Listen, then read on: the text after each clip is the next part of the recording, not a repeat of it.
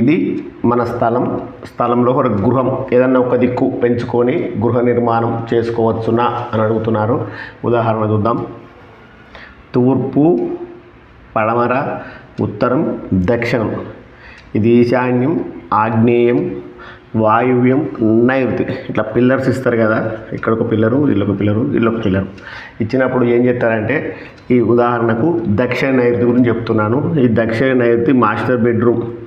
ఈ పిల్లర్స్ని కాదని గోడలు ఇట్లా మాస్టర్ బెడ్రూమ్ పెద్దగా ఉండాలని ఇట్లా పెద్దగా పెంచి దక్షిణ నైరుతి. ఇది దక్షిణ నైరుతి పెంపు చేసి గృహం నిర్మిస్తే ఈ నైరుతి పెరిగినట్టు ఉంటుంది, ఈ దక్షిణ ఆగ్నేయం తగ్గినట్టు ఉంటుంది. ఇలా పెరగడం వల్ల ఈ ఇంట్లో నివసించే వారికి అనారోగ్యాలు, ప్రాణభయం, మృత్యుభయం, విపరీతమైన కష్టాలు ఉంటాయి. ఎప్పుడు చూత ఇట్లా పెంచి కట్టుకోవద్దు. ఈ పిల్లరే గోడ పెట్టుకొని కట్టుకోవాలి. ఇలా పెంచి నిర్మాణం చేసుకోవద్దు.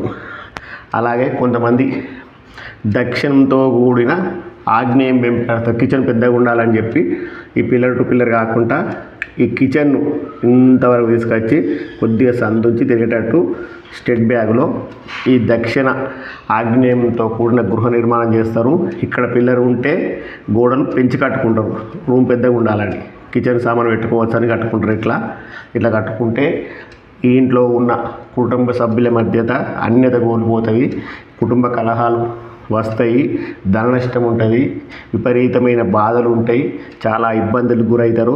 కాబట్టి ఇట్లా ఈ దక్షిణంతో కూడిన ఆగ్నేయం పెంటి కిచెన్ పెద్దగా ఉంటుందని కట్టుకోవద్దు. ఇట్లా పిల్లర్ టు పిల్లరే కట్టుకోవాలి. ఏ దిక్కు సూత పెంచి కట్టుకోకూడదు. ఇలా దక్షిణ నైరుతి పెంచి కట్టుకోకూడదు, దక్షిణతో కూడిన ఆగ్నేయ సూత పెంచి కట్టుకోకూడదు.